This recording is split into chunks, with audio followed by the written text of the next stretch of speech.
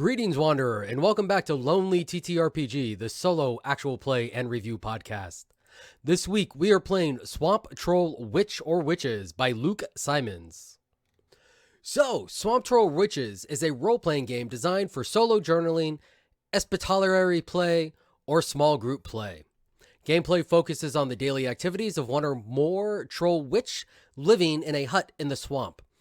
Each day, they travel into the swamp to search for potion ingredients.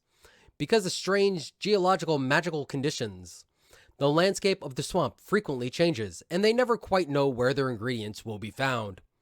There are always problems to solve, ranging from the minor, such as feisty raccoons, to the serious, such as adventuring parties set on ridding the swamp of troll witches. After collecting ingredients, they return to the hut for an afternoon of brewing potions and an evening of relaxing, perhaps with a nice hot bath and a cup of tea. At the end of the week, they usually go to the night market to sell whatever potions they have made. As players, you are encouraged to focus on keeping a record of these daily activities in the forms of letters, a journal, or a group chronicle, perhaps by mapping out the swamp as it is revealed. Success, if you choose to measure it, could be based on the value of what is earned at the night market. However, consider that the real success may just be the stories you collect along the way. Alright, so basics. Alright, this game uses an oracle system. It uses 3d6 for the oracle. The first die is going to be your answer. The second die will be the wrinkle. And the third die will be how favorable that is to the one asking the question.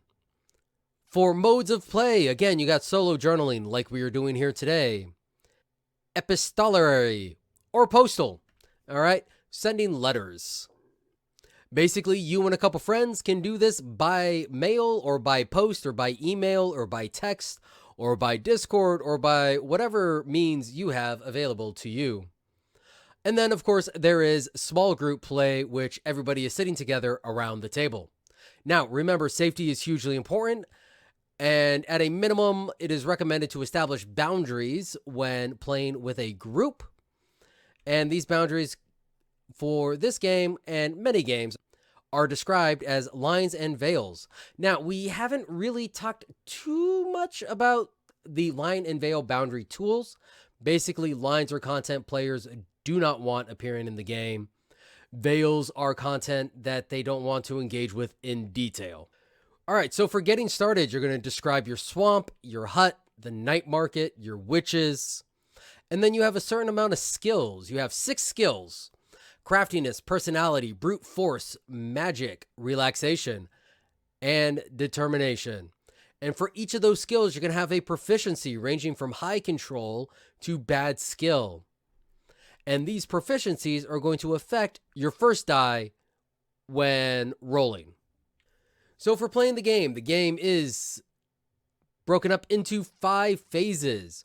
First off, you have exploration, and this defines the potion ingredients, problem, and conditions of each location the troll witches visit during the day. They may visit up to 3 locations in a day before needing to return home to ensure they have enough time for potion making and relaxation. If the troll witches have already visited 3 locations but did not collect enough ingredients to make any potions, they may choose to visit a 4th location, but then they will only have enough time for potion making or relaxation, not both. At the start of the day, choose 3 potions the troll witch intends to collect ingredients for. You may invent these potions and ingredients yourself or roll on the potions and potion ingredient table. Each time you make an exploration roll, choose 1 potion that the results of the roll will apply to. The problem the troll witches encounter at the location must be solved before they can collect any ingredients present there. Now, you may interpret the problem on your own or roll on the appropriate problems table. The conditions at the location will affect rolls made at that location during problem solving. Unfavorable conditions apply a -1 modifier to the first die of the problem solving roll if the problem may reasonably be affected by that condition, while favorable conditions apply a +1. Neutral conditions have no effect. So when entering a new location, roll 3d6 and interpret the die as follows. So your first die is going to be your ingredients. All right. Do you find any ingredients there? Second die is going to be how serious the problem is. And third die is going to be the conditions that we were just talking about. In addition, it is encouraged that you describe this area as detailed as possible, or as detailed as you want. Again, it's solo, no rules. Next phase is going to be problem solving, and this is when you deal with the problem present at the location in order to collect the ingredients there. If the problem is too daunting, they may instead flee, but the location still counts towards the total for the day. Problem solving takes place in rounds consisting of 3 steps per round: talking, doing, and fighting. Each troll witch in the game, in whatever order you choose, may take an action during each step to attempt to solve the problem. A doing action may be replaced with another talking action, and a fighting action may be replaced with another talking or doing action. Continuing to attempt to solve the problem for as many rounds as necessary until it is solved, or all of the troll witches become too bothered and need to go home. The number of successful action rolls required to solve a problem is based on the level of the problem. Minor problems require 2, mild problems require 4, and serious problems require 6. Failure at an action causes that troll witch to take a botherance, enough of which will force the troll witch to go home to relax for the remainder of the day. A minor problem causes 1 botherance, a mild problem causes 2, and a serious problem causes 4. A troll witch with 12 botherances must go home for the remainder of the day. They cannot brew, but they may relax in order to remove botherances. Side effects affect the next roll made to solve the current problem. A negative side effect applies a -1 modifier to the first die on the next roll, while a positive side effect applies a +1. Decide the most appropriate side effects based on the nature of the problem and intended action. If one of a troll witch's resources may help a particular action, apply a +1 modifier to the first die roll for that action. When attempting to solve a problem, state the action and its intended outcome. Decide what skill is most appropriate to the action. Use the witch's skill proficiency to modify the roll, and the skill flavor to interpret the third die. Roll 3d6 and interpret as follows. The first die will be your answer, the second die will be a wrinkle, and the third die will be flavor. In the potion making phase, the troll witches attempt to brew potions with the ingredients collected. Determine how many potions the troll witch can make based on how many ingredients have been successfully collected, and roll once for each potion.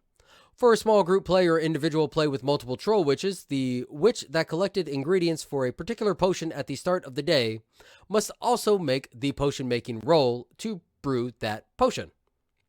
To brew a potion, roll 3d6 and modify the roll based on the witch's craftiness skill. Interpret as follows. All right, and your first die is going to be whether it's a failure or success. Second die is going to be quantity. And the third die is going to be potency. Record the number, type, and potency of potions created during this phase for use during the night market phase. The potency determines the value of the potion when they are sold at night market. Relaxation. In the relaxation phase, the troll witch relaxes to unwind from the day and recover from their botherances. Each troll witch rolls once to determine the quality, duration, and coziness of their relaxation on a scale of 1 to 6. Alternatively, if you are playing with a group, you may make 1 roll for the group. Each troll witch may also remove a number of botherances equal to the total of 3 dice divided by 2 rounded up. Any botherances not removed during relaxation carry over to the subsequent days. To relax, roll 3d6 and modify the roll based on the troll witch's relaxation skill. If rolling once for the group, choose the best relaxation skill proficiency from the group, roll 3d6 and interpret as follows. With your first die being the quality, the second die being the duration, and the third die being the coziness. Finally, we have the night market, and this is when we attempt to sell our potions. For each roll, determine which potions the troll witch intends to sell and note the quantity and potency of the potions. If you wish to measure success by tracking the value of the potions sold, multiply the quantity of potions in the sale by their potency and record that result as the total value of the sale. Selecting an even number of potions of the same potency to account for the possibility of only selling half the intended potions is the simplest way to begin each sale, but you may choose to make the math as difficult as you want. You may also choose to ignore quantity and potency and narratively describe the events of the sale, if you do not care to track value as a measure of success. Fortunate or unfortunate events may occur around the time of each sale and may modify the roll. An unfortunate event is a -1, a fortunate event is a +1. You may invent these events yourself or roll on the appropriate tables. Many odd forms of payment are used at the night market. You may invent how you are paid, or you may use the table. When trying to make a sale, roll 3d6, with the first die being the success of the sale, the second die being any events, and the third die being the oddity of payment. Now, the recommended sequence of play is day 1 through 5, morning, exploration and problem solving, afternoon, potion making, evening, relaxation. Day 6, morning and afternoon relaxation, and evening, night market. Day 7, all day relaxation. Feel free to experiment with mixing around the basic elements of the game or using the rules to explore other types of Swamp Troll rich experiences. And the remainder of our book is going to be all tables. And this is, to roll on the table, you're going to roll 2d6 with the first die being the 10 spot and the second die being the 1 spot, and then choose the appropriate thing from the table. All right, so we're going to go ahead and dive on into our gameplay. I've already set up my gaming board with my skills. I'm only going to be playing with one witch tonight. So craftiness is going to be my bad skill because I did not read the entire manual before assigning these skills. So I will be suffering a -2 to my first die roll. Personality is a weak skill. I will be suffering a -1 to my first die. Brute force, I have high control over, so that allows me to rearrange my dice. Magic will be high skill, which will be a +2 to my first die roll. Relaxation, plain skill, no pluses or minuses. And determination is a good skill, +1 to my first die. So we are going to go ahead and get started with our first day. And we're going to go ahead and roll on our table to decide which potions we want to make. All right, so we got a 33 for the first potion, and that is going to be a Remembrance Potion. And we're going to go ahead and roll all our potions, then our ingredients. For potion number 2, we got 25, which is Long Fingers.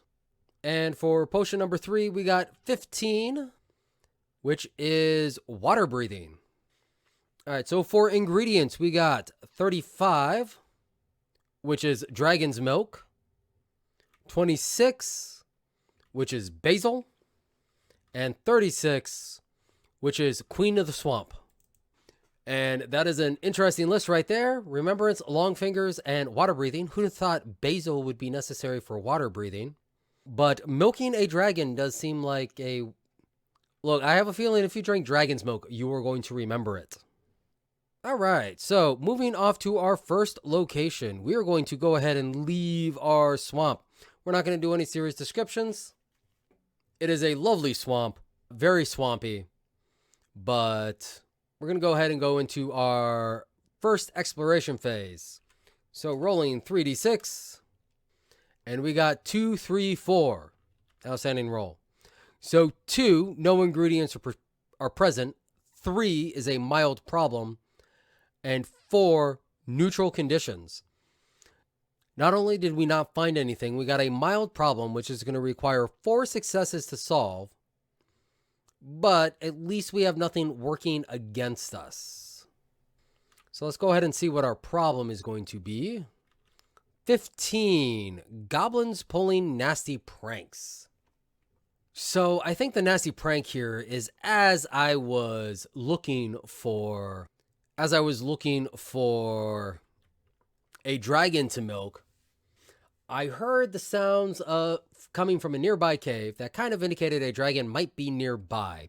However, as I came up, there were just a couple goblins, like, tossing rocks and making weird noises and doing goblin things. And before I could get away, they bound over towards me and start grabbing on my tail, which is highly rude of them. And I do not appreciate this at all. And I am going to cackle at these goblins. Who do you think you are messing with, huh? And I'm going to attempt to zap them with some magic. So that is going to be 3d6, 2, 5, 5. Now, because magic, so that's going to be 3, 5, 5, because I do have a +1 to my first die roll for magic. Unfortunately, that is going to be a failure. That's going to be a failure, so I'm going to go ahead and rack up 1 botherance. But I did produce a positive side effect, but it was highly chaotic, as magic flavor is chaos. So as I go to zap them with my finger,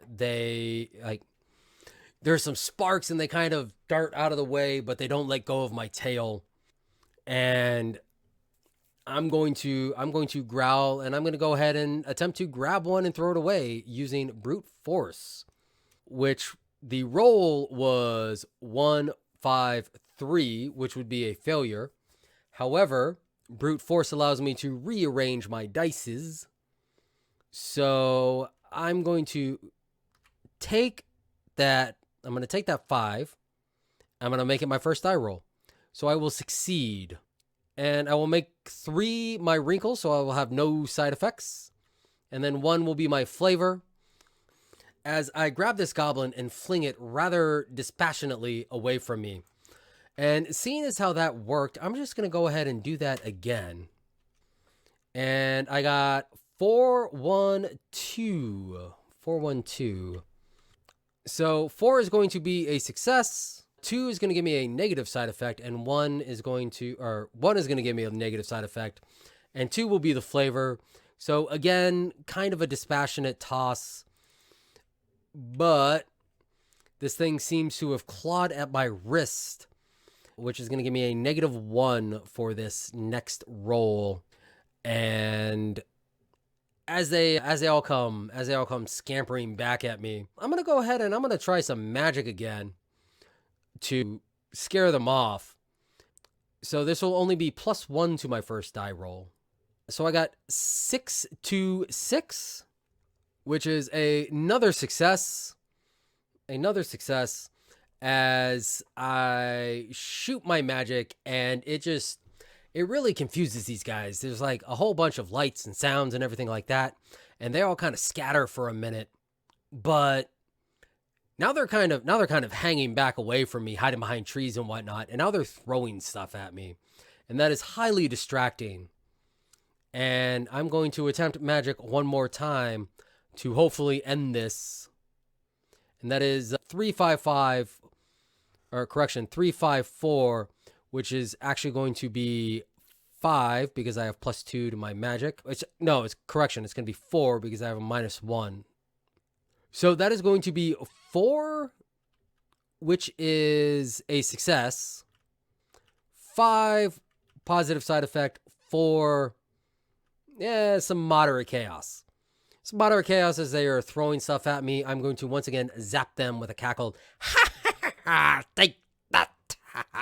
And they are going to finally scatter at this and run away, leaving me be as I complete all my successes needed for this problem. Unfortunately, I still have no ingredients from this area. So we are going to go ahead and go back to our exploration phase, and we are going to attempt to find some ingredients. So I got 4, 4, 4. So 4 is going to be I find half of my necessary ingredient with a mild problem and neutral conditions. So I have nothing helping me out. I'm only gonna get half of the ingredients I need for something. So we're gonna say that this is going to be half of what I need for the water breathing, the Queen of the Swamp, because I can only search for one potion at a time. Now, to determine what our problem is going to be, we got 25. That was a good roll. That is a swamp lion. As I'm searching for some Queen of the Swamp, I find some, but I hear a roar as a swamp lion lifts its head from the water. I'm just going to reach out. I'm going to use brute force and try to push his head back down under the water. And that is 6 to 3. So 6, I'm going to rearrange that. I'm going to rearrange that to 6 for my success, 3 for my wrinkle, and 2 for my flavor. That way I get my success with no side effects and yeah, just mildly dispassionate, push its head underwater. I'm going to continue to use brute force to attempt to hold it under 642. So once again, success. This time we still have no side effects and continued dispassionate holding. And you know what they say, if it ain't broke, don't fix it. 4, 6, 5.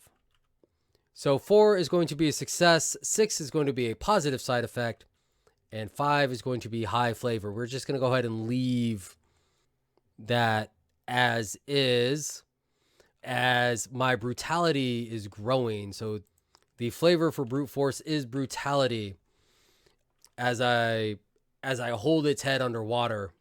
And with that brutality, I'm going to go ahead and use some magic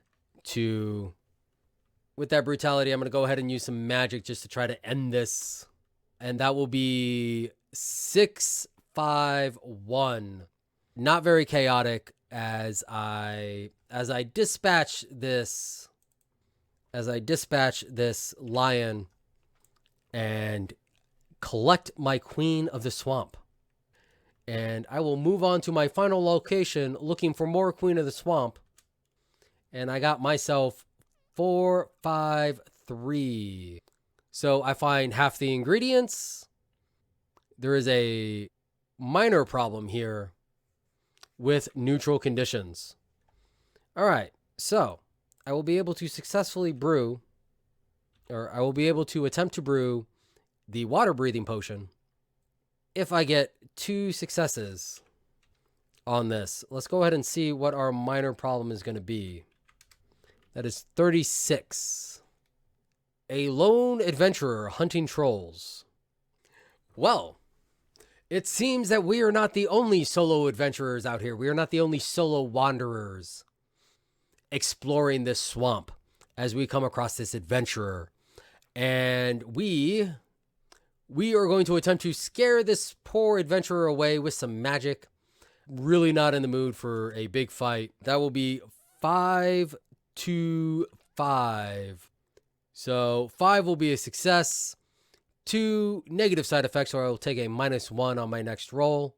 With a lot of chaos as I once again create a loud sound, amplifying my roar, attempting to scare this adventurer, to shake them from their boots. And I'm going to use some more magic just to make myself look extra menacing. And that will be 4 to 5. So I do succeed. Outstanding. They run away. I collect the remainder of my Queen of the Swamp. And I now return home to attempt to brew some water breathing potion. All right. So we're going to roll 3d6 for brewing the potion. So that is a -1.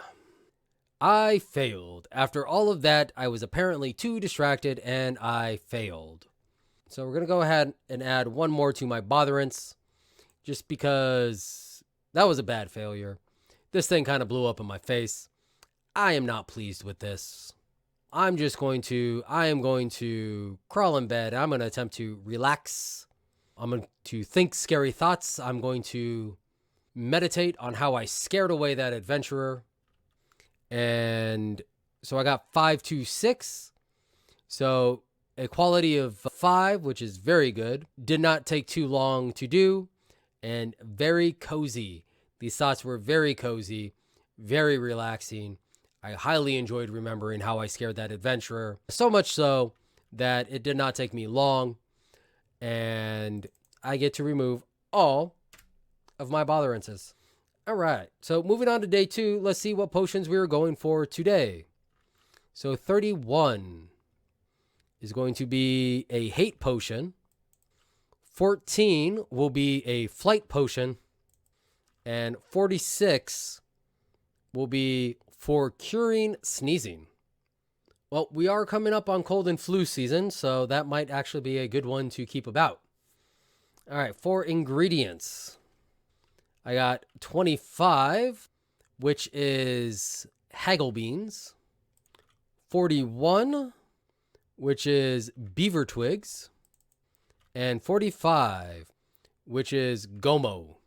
So let's go ahead and let's see if we can gather what we need for our hate potion first. 3, 5, 4 for my exploration roll, which means I find half of my ingredients. I get a minor problem and neutral conditions, so no help there. So my minor problem is going to be 34, which is big glowing mushroom. So I find some haggle beans, but they're right next to a big glowing mushroom, which is weird to say the least. And I'm going to attempt to use some of my magic to figure out if this mushroom is dangerous or not. And that is going to be 6, 3, 2. So that's going to be a success with no side effects and low chaos. So not very chaotic as I study and I examine this thing, and it does not appear to be dangerous. So I'm going to kick this thing. I'm going to kick this thing away. And I rolled 1, 5, 5. So we're going to rearrange that to 5, 5, 1 to fill out my success and kick this mushroom away as I gather my haggle beans. I'm going to travel to my next location to find more haggle beans. And I got 3, 3, 3. So we're going to find the other half that we need, a mild problem and neutral conditions. And for my problem, I rolled 32, which will be one big bat. And I am not at all pleased with this bat. I am not pleased with this bat one bit. Don't want to deal with this bat as it is swooping around my head while I'm trying to collect these beans, and I'm going to swat at it. 4, 4, 2.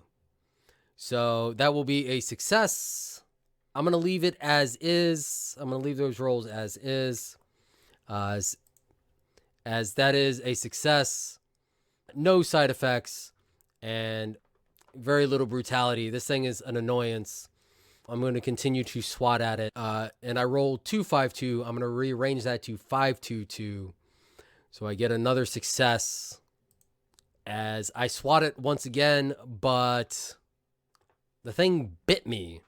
The thing bit me, and I'm going to take a -1 on my next roll. And this is starting to annoy me, so I'm going to pull out my magic, and I'm going to shoot magic at it.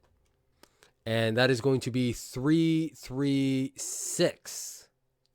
So that is going to be a failure. I'm going to have no more side effects, but it's going to be highly chaotic. So as I shoot at this thing, I got distracted. My magic kind of goes off all around me. It's very confusing, very chaotic. Not at all pleased. I'm going to swat at it once again. 4, 4, 2, 2, 4, 4, which I'm going to rearrange into 4, 4, 2 and take a final swat. 5, 4, 5. This is definitely more brutal as I am definitely annoyed with this thing. And I swat it and I crush it. All right. Moving on to our final location. Let's try to cure sneezing. 4, 6, 5 for the final location. So 4, we find half of the ingredients. 6, we have a minor problem. 5, we have favorable conditions. So let's see what favorable conditions we have. 34. Recently got a gift from a friend. So as I go to look for the Gomo for the cure of sneezing, I find a little box of treats.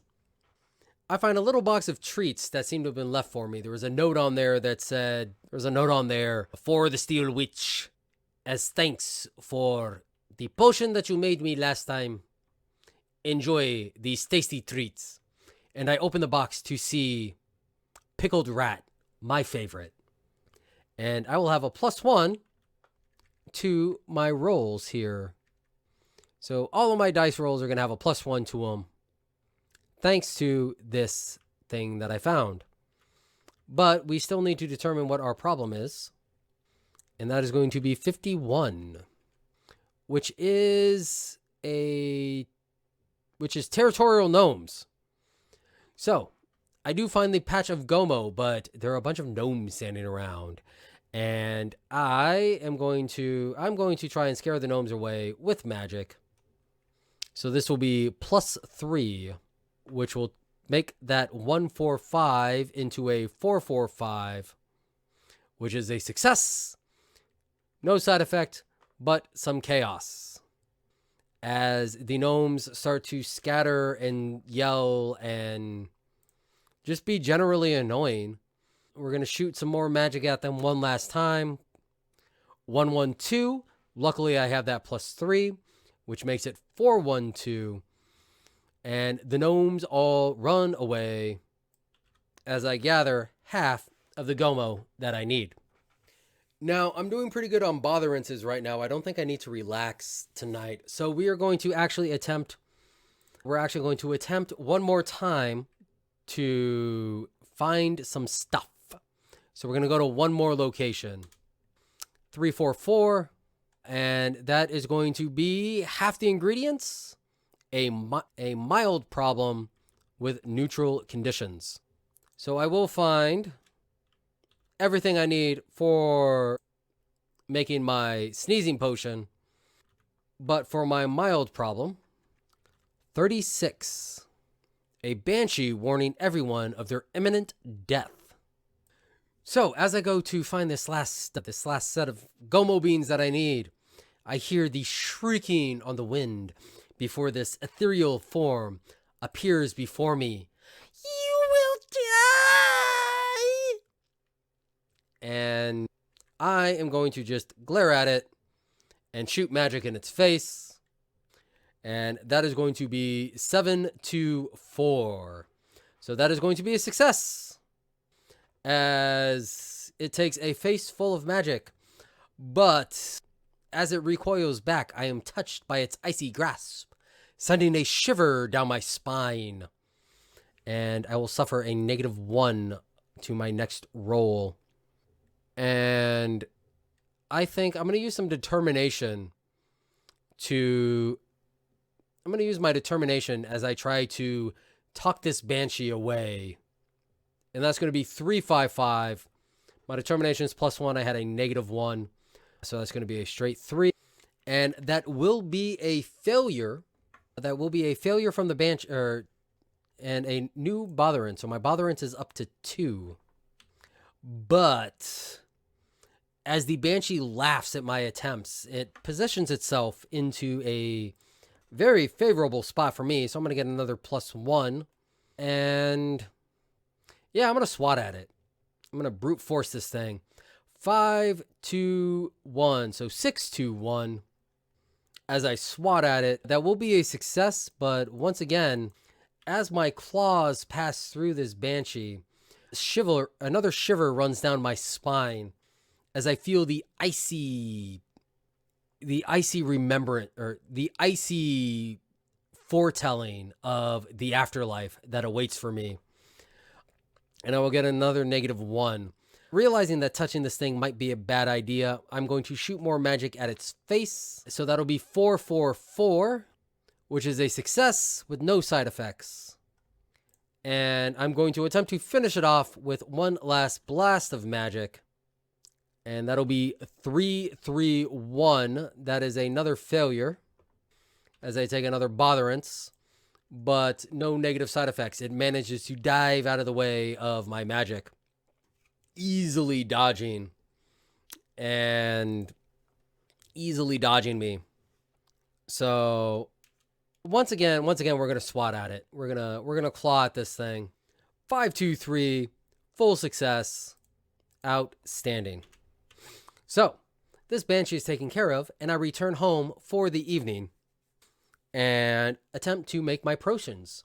So first off, we're going to attempt to make our hate potion.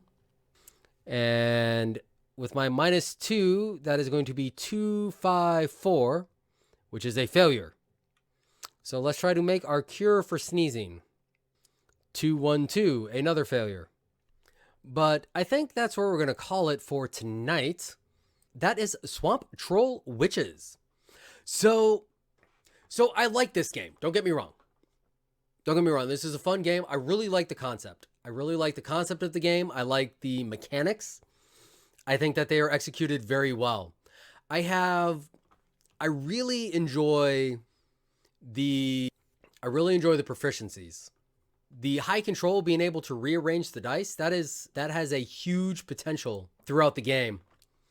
Though I kind of wish it also came with a modifier as well, just because in order to succeed, you need to be able to roll a 4. So yeah, 4 or above. So yes, that's a 50-50 chance on a D6. You got 3d6. Your odds are pretty good. But, it would be nice. It would almost be nice if that was more guaranteed, because your high skill is almost always going to succeed. Unless you roll a 1, your high skill is going to succeed. Correction, unless you roll a 1 or you have a negative modifier working against you. The gameplay loop can definitely be slightly repetitive. As you saw, we were just kind of rolling. Now, a lot of that's on me. I am recording this super late, so like a lot of that's on me. The game is well written, and I was not engaging like I should. But I feel like this would definitely be very strong if you did it like if you did the play by post option. Get a friend or two together, and you guys each do a day. Like you guys each do, like, every day you do a post, and then you can all get together for the night market. I think this is definitely stronger as a group game than an individual game, just because of that. This is a game that definitely requires more on your creative vibes and what you put into it. So it does have great flavor for the solo spooky spectacular that we're doing. But you definitely have to sit down and do it. But, it's also one of those, like I said, if you got a friend, you each do a day, post your day, and it can be a little, like, I see it having the most fun that way. A lot of these games, more true solo. And even if you were playing in a group, you don't necessarily have any more fun. This one, I will say, you would probably have more fun playing with a group, or at least playing with one other person.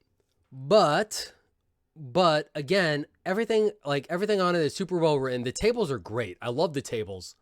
The tables do offer a lot of variety with them. It is nice to have those tables and have tables for everything. It's nice not to just have a deck of cards.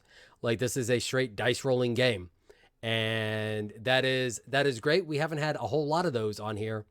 A lot of the games we play do rely on dice roll, or correction, do rely on the card prompts. So having the random tables is great. It definitely has that good RPG feel, or good TTRPG feel with that. But yeah, no, this is super fun game. Really enjoyed it. One thing that really my biggest complaint would be the potion making being tied to craftiness, because the skills were described as for your problem solving. You know, like you go to the skill page, and it says craftiness used for creative problem solving and potion making. Flavor, harebrainedness, how complicated or weird the idea. So, it's one of those, you almost don't realize that, like, there's almost no good way to do your skills, because you want your craftiness to at least be 0, because you only got to roll a 3 or above to successfully make a potion, but you have to roll that 3. I mean, yeah, you could do weak skills, so you only get a -1, so you have a 50-50 shot of your potion working. But like personality is going to be used for negotiating at the night market, so that's going to affect how well you sell. Relaxation, you probably don't want a bad roll for your relaxation, just because you want to be able to clear out as many of those botherances as you can. And I guess actually, scratch all that. Like, this was totally on me. Like, I totally designed this character poorly, because I definitely put all of my skills more in the problem solving than the actual potion making. Again, because I'm used to the games that are where the problem solving is the big deal. The problem resolution is the big deal. That's the thing that you are attempting to do.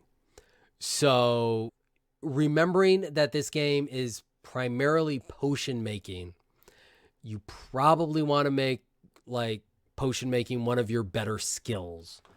Honestly, you probably want to make potion making your high control, so that you can swap things around, so you can get those, so you can A, succeed in your potions, and B, either get as many or as good as potions as you can make. Then your high skill, put in one of your problem solvings. Your good skill, you can put in either relaxation or personality, depending on, just how much you want to do with the night's market. And then your plain skill being the other one, with your poor skills going into like your last 2 problem solving things. Because it's one of those, you are not going to really need to switch back and forth between magic and brute force and determination. So having one of those 3 being modified positively, and then the other 2 being your weak and bad skill, that's not really not going to affect the gameplay that much. So yeah, I designed a poor character. That's on me. That's not on the game. So yeah, this is fun game, great game. Definitely got some good vibes to it. Probably recommend playing in a more dimly lit environment. This could definitely be one of those fun evening, nighttime games to help really get you in the mood. Watch The Craft, finish that up, pull this game out, and have fun with it. And the best part is if you want this game, it is currently name your own price. So that means you can get it for the low price of whatever you're willing to pay. At least give them $1 though, because after all, we want to pay our game makers, because when we don't pay our game makers, they don't make as many games. So go check it out. You can find this at catshavenolord.itch.io/swamp-troll-witches. And again, name your own price, so whatever you feel like paying for it.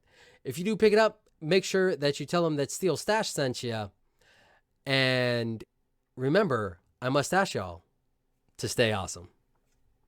You've been listening to Lonely TTRPG, the solo TTRPG live play and review. If you've enjoyed this episode, please leave us a review. You can also reach us at Twitter at BDDC_pod or at blackdragondungeoncompany@gmail.com. If you really like us, you can consider supporting us on Patreon at patreon.com/blackdragondungeoncompany. Thank you so much.